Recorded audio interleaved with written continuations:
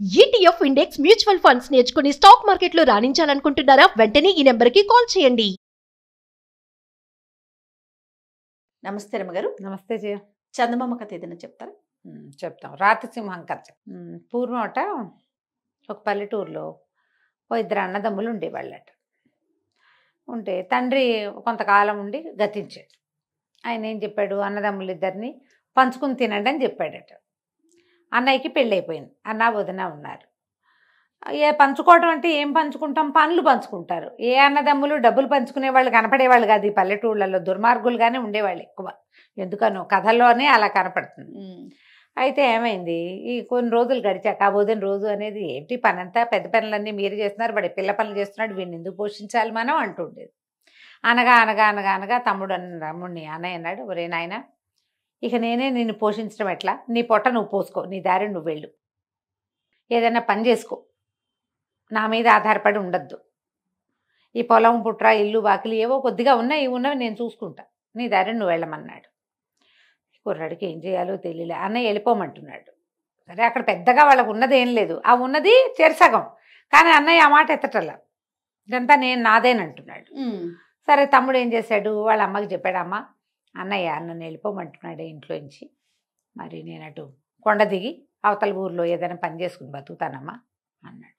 వాళ్ళ అమ్మ అంది, నాయన ఇవాళ నిన్ను బొమ్మన్నాడు, రేపొద్దున నన్ను బొమ్మంటాడురా, నువ్వైతే ఏదో కాయ కష్టం చేసుకుని అన్నం తింటావు, నేనేం చేస్తాను, మరి నా వల్ల కాదు కదా, నీతో ఉంటా, నీకు అన్నం వండి పెట్టాలి కదా, నీ పెళ్ళి అయ్యేదాకా నిన్ను చూసుకోవాలి కదా, నేను చూసుకుంటాను, నన్ను నీతో తీసుకుపోరా, నన్ను ఇద్దరం కలిసి వెళ్ళిపోతాను రా. తమ్ముడు చెప్పాడు, అమ్మని తీసుకెళ్తాను నాతో అంటే ఆ కోడలు సంతోషించింది. ఇక అత్తగారి పెత్తనం ఉండదు, హాయిగా ఇల్లంతా మనమే ఏలుకోవచ్చని సరేనన్నారు. చిన్న కొడుకు తల్లి కలిసి బయలుదేరారు. ఒక ఎత్తైన కొండ ఉంది వాళ్ళ ఊరు దాటాక. ఆ కొండ దిగువన ఇంకొక ఊరుంది, వీళ్ళది చిన్న ఊరు, అవతలది కొంచెం పట్టణం.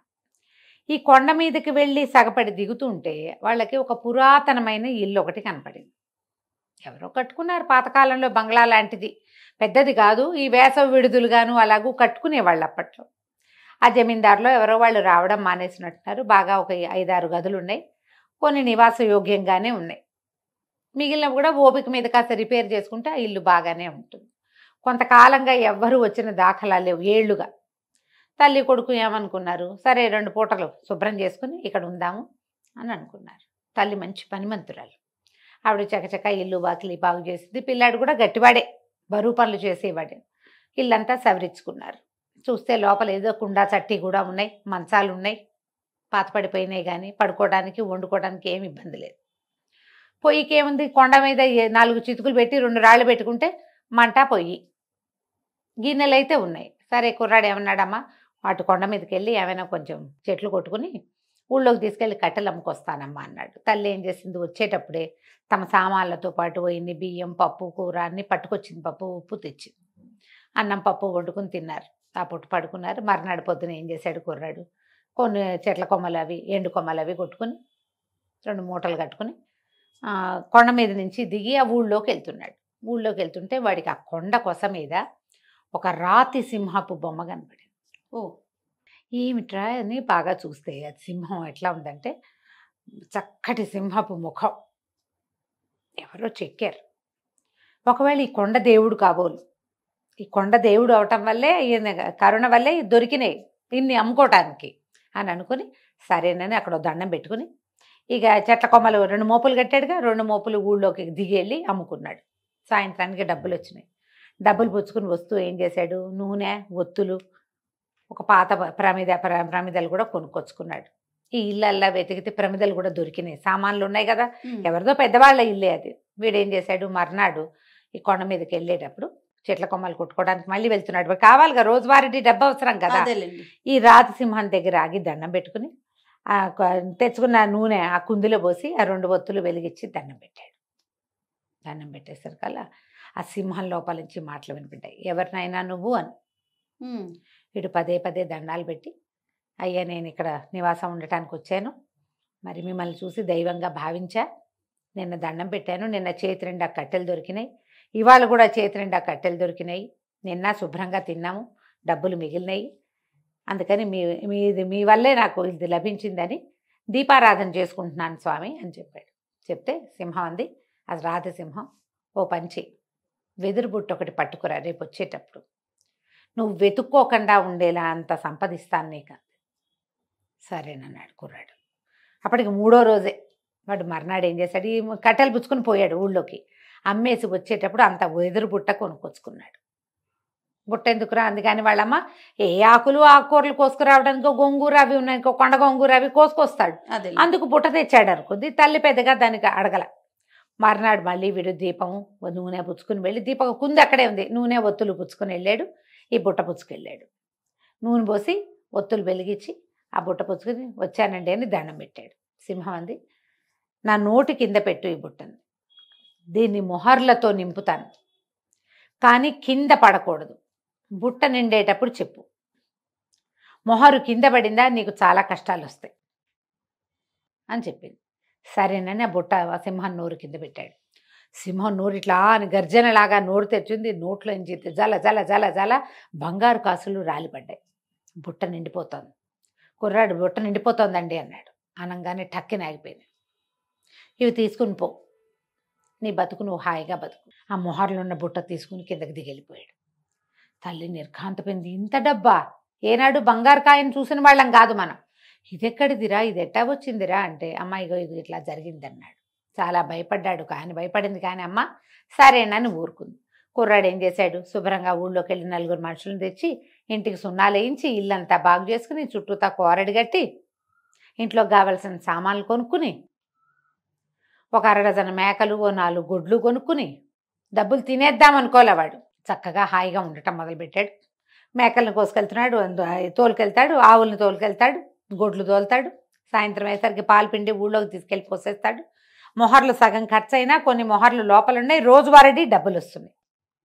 నీకు ప్రతిరోజు పాడి బయటికి వెళ్తుంటే డబ్బే కదా వచ్చేది. చక్కగా ఉన్నాడు పచ్చగా.